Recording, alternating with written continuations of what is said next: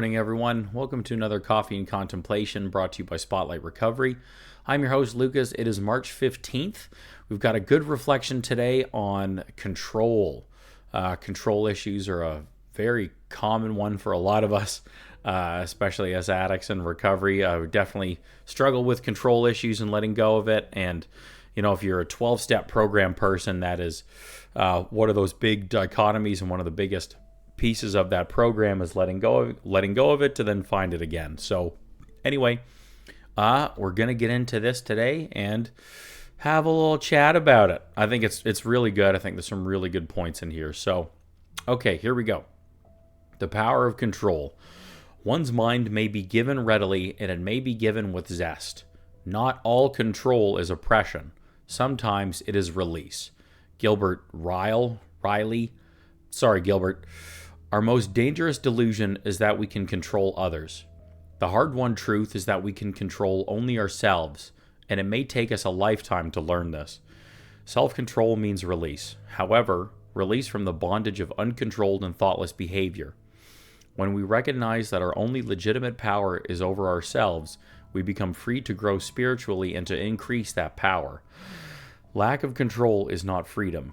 It is chaos. Conflicting impulses squander energies instead of controlling them and directing them toward growth. We can't subdue our unruly selves by fighting them. Accept them, love them as a part of our human imperfection, our superb and jagged individuality. As we come to recognize the benefits of self-control, we'll choose it more and more often. We'll become more fully in control of our lives, better able to direct our energies and do what we want to do. Only by choosing self-control will I achieve freedom. This inspiration is from The Promise of a New Day, a book of daily meditations. Pardon me. Oh, hear my asthma going there. Okay, so I think this reflection is great. I love it. It touches on a couple other parts about control that I think aren't so commonly talked about, and I think they're all really important, so I really like them. So let's get into it. This opening quote is great. Not all control is oppression. Sometimes it is release, which is, oh man. I'm going to try to see how I can explain this, just because I resonate with it so much, especially for recovery and like an early recovery. Control in general is one of those interesting topics in recovery. It's a very powerful one. Like I mentioned before, it has a couple different dichotomies to it through our addict lens. It's a very important piece in recovery, and it's something that we all have to do a lot of work on and around that as recovering addicts. So the not a control is oppression thing. So kind of how I see that, the interesting point for that for me is, you know, when I was using, I had no self-control. I had very little to none. My addiction was completely in control. My disease was in control of me. So that was how I lived. That control was oppression. I was completely oppressed by my disease, by drugs. I was completely under control in that sense. So now, coming into recovery, I have to give up control and give up and let go of the control of my disease, like its control and power over me. Let go of the control of trying to force and create outcomes, because I clearly couldn't self-will and force and make them happen before, or I wouldn't have lived the way I did as an addict, and then wouldn't need recovery the way that I do so desperately. And again, this is just my experience. And I'm not saying like I never did anything, just in general, and especially getting to the later parts and what led me to my bottom, so on and so forth. So,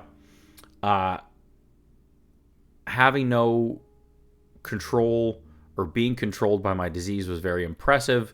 And then now, letting go of control in recovery in this different way, like it says, it is release. That is where I'm finding freedom. And this is where I was like, how do I explain this and find this wording, because it's tricky. Because on one hand, like in a 12-step program, they talk all about the concept of a higher power. The third step is all about letting go of control, turning your will and your life over to a higher power. And so, of course, that can include then your support system and groups, meetings, fellows, friends, family, whatever, as long as it's not one individual or something that can be taken away. So you turn over your will and your life to the sense of a power greater than yourself. So in one sense, you're now letting go of and choosing to give control over to this concept of a higher power. A lot of us didn't choose, or ultimately we're fighting the choice of giving our control to a disease. Yet when we switch that line from becoming very heavily dependent on something to then addicted to something, there's now no turning back, and we have lost that power of choice. So I now am no longer choosing to give control to you. I'm addicted to you. I cannot stop. Also, sidebar, in the description, check out our blog page on our website. I just released an article on the difference between addiction and dependency. Or sorry, it's going to be posted soon. So check that out. Good little read to kind of go into the two. Anyway, so I have lost the ability to decide to give up control or not, or to have any control with my disease. Now in recovery, I am choosing to give up control and in a sense to a power greater than myself, to things outside of myself. So I'm essentially trying to shift and take the control away from the disease and put it in the hands of something else that is greater and better than me, that can help guide me and teach me how to live. An important part there, because you think, okay, well then why don't you just take that control back? Why don't you just put it all back on yourself then? Just take it, and then you're in control, and then you do all this work and all of that focus and everything. See, why that's hard and tricky for us, and why it's dangerous, and a lot of the time it can't work off the bat, is because we were unable to over-control and self-will our disease. We couldn't overpower it. We couldn't take that control back. We couldn't make things happen. Like, we've just been unable to this whole point, this whole time, or until we got to our bottom, essentially. So you're still trying to be left to your own devices. You're still trying to think, I'm just going to make this happen. I'm going to figure this out. If that was the case, you wouldn't need a recovery program. You wouldn't need treatment or steps or therapy, all this other supports, all of these things. And I'm not saying any of this to degrade or insult you at all, because I'm in the exact same boat. We are succumbing. We have been just so controlled by such this incredible power. We've been losing this for years, and to the point of where we then realize we need recovery. So then you can't just decide to start winning all of a sudden. Like, if you'd had that in you, if our brains worked to the way that we could then overpower that addicted part of our brain, we would just do it. Unfortunately, our disease lies in part of our reptilian brain. It's in this piece of us which is essential for survival. So it's telling us that we need addiction, whatever we're addicted to, the same way that we need food and shelter and procreate and warmth and fight and flight and all of that stuff. Like, we can't overpower it and outrun all of that stuff all the time. It doesn't work. So you take the control from this like, for lack of a word now, I'm just going to say, like, this terrible power, and then give it to a much greater power instead, something that is healthy and loving and supportive and guiding and all of that stuff. You get that support, you get into early recovery and get out of this mess, and then through that and continuing to do work is how you start to take power and control back for yourself. And that's how you start rebuilding that, building healthier senses of control, because they are now coming from this healthier guiding place instead of an addiction place that is so used to manipulating you and calling you the shots and telling you what's good for you when you look at the life you've lived that has led you up to this point. So that's how you start taking some more control back for yourself. I hope this is making sense. Like I said, it's tricky to really boil down into short little clips for a reflection video. So I'm hoping this covers it. So that's kind of the thought about all of that. And so it talks about this. Where do we go here? Yeah, so I guess that one I'm talking about more is in the second paragraph in this reading. Lack of control is not freedom, it is chaos. And I love how it talks all about that, and just how that piece of chaos and everything is just, well, for somebody who's trying to recover, it is like the worst place to be. Chaos is where addiction thrives. That's where a disease thrives. That's where it wants us to be in this totally out of control space. The addiction, out of control. We have no control over our addiction. So how can you continue to trying to live in a chaotic space and then just choose not to give in to your addiction? That's just not going to work. As we've established, addiction is stronger than us when we get to this point of recovery. If you could have chosen that before, you just would have, right? So, and I love these points that it talks about it. We can't subdue here we go. We can't subdue our unruly selves by fighting them. Accept them, love them as a part of our human imperfection, our superb and jagged individuality. I love this. I love this language and these things about it. And for me, what it's saying is accept and understand, like, your disease, your addiction is a part of you. Accept and then work on loving and nurturing and taking care of that. And we can't subdue it. You can't fight and beat that into submission. You have to let that fight go. You have to go another path. It's just, as I've been talking about this whole time, it's not going to work. Okay, I don't want to beat that dead horse anymore. Here we go. I'm going to bounce back up to the first paragraph now, which I love. Our most dangerous delusion is that we can control others. Ooh, so if you are an addict or know other addicts, you have probably learned that we have control issues. Yeah. And one of the big things that comes from that, or where it comes from, is because, as I was just describing, we have no sense of control over ourselves when we're in addiction. When our disease is calling the shots, we lose that self-control. I have no control over myself. Therefore, I'm going to try and control you.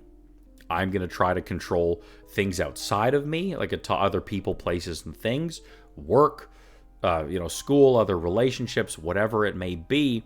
Because I have no sense of that control for myself, I am desperately trying to grab onto any form of control outside of me so I can convince myself and show myself I have some forms of control, so it's not all that bad. The disease focuses and thrives on this self-centered fear, so then I control things, I get things how I want, the way I want, creating this little like nightmare Disneyland the way that I want. There's B. That's part of where this disease lies. Don't lose it. No. Come on, brain. I talked about that. Gives us a sense of control. Shit! I think it just went. Oh, crap. All right. Man, I can't remember the other part I just said. Hopefully that comes back. We're going to see if this circles around. But yeah, just those main... sorry, guys. Just those main points of trying to desperately give us some... oh, yeah, there we go.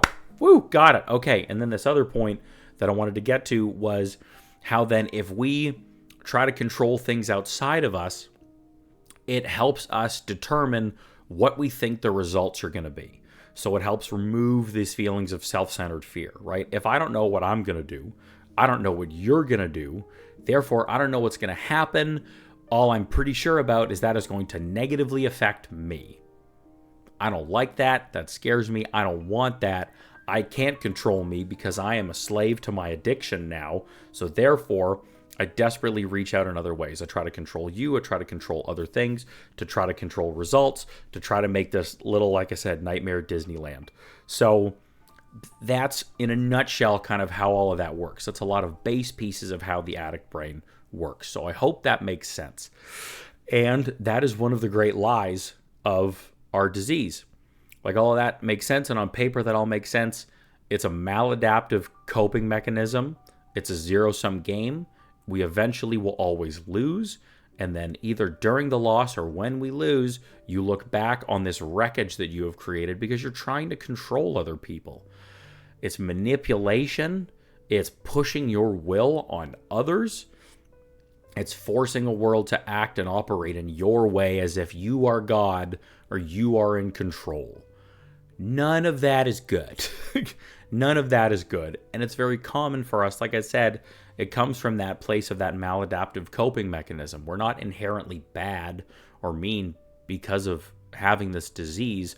We're scared and terrified and don't know how to take care of ourselves. So this comes out as a maladaptive coping mechanism. Makes sense? So anyway, I just love that it mentions and talks about that in that first paragraph in this reflection. And then it turns it then to the self. So all of this work, okay, stop focusing on others, being a slave to the addiction and everything. Now this is the piece I get where I said dichotomy. Turn the control and will over to a power greater, and then also try to work on and rewire some self-control at the same time. That's where this dance kind of gets tricky. Self-control means release. However, release from the bondage of uncontrolled and thoughtless behavior, addiction. When we recognize that our only legitimate power is over ourselves, we become free to grow spiritually and to increase that power. So again, working on and building these skills and having this perspective, but taking guidance from a healthier and better power rather than my disease, because my addiction's never going anywhere. This disease is always going to sit there. It's in my brain trying to convince me these things constantly. Therefore, I need to constantly bounce things off of others, off of this greater power concept, a support system, to help get this guidance so I know that I'm on this right path. Okay? Down now to the third paragraph. As we come to recognize the benefits of self-control, we'll choose it more and more often. We'll become more fully in control of our lives, better able to direct our energies and do what we want to do. Only by choosing self-control will I achieve freedom. So, doing this work, everything we've just talked about, it's a process. It's a constant daily thing. It's work. It's working with others as well as yourself. And so this is part of that path or that journey that we talk about in recovery. That's how I see it, at least. This is what stands out for me when I hear all of these things. So recognize the benefits of self-control as in trying to make that focus on adjusting me, my attitudes, my behaviors, instead of you, trying to turn that around and constantly bring that focus onto me first and letting go of what the outside world does, letting go of what my disease is trying to tell me. I would begin to choose it more and more often.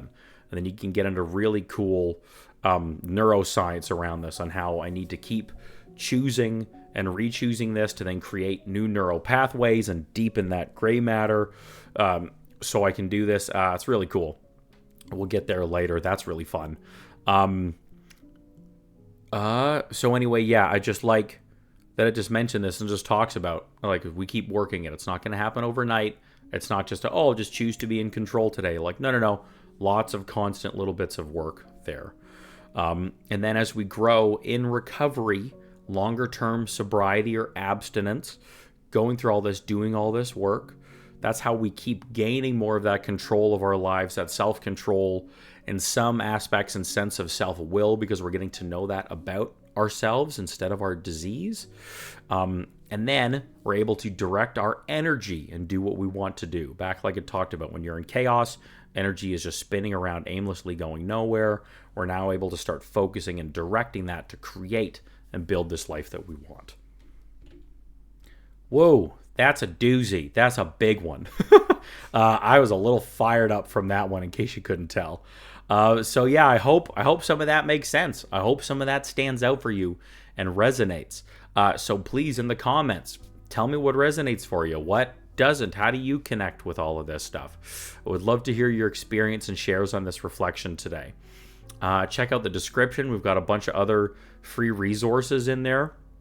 podcast, recovery coaching videos, blog, everything's on the website. All these free resources for you to use to help support you in recovery. And if you're looking for more support, I do recovery coaching. So if you like all these concepts and what I'm talking about, but just feel like you're not quite getting there yet, send me an email. Links in the description. Would be happy to work with you on this to see how I can support you in your recovery. And then you can support our channel if you're liking the content. All the YouTube things, on top of commenting, like, share, and subscribe, donating to the channel, becoming a member, getting yourself some Spotlight Recovery merch. We've got some really cool recovery clothing in there. So please check it all out. Thank you for joining me today.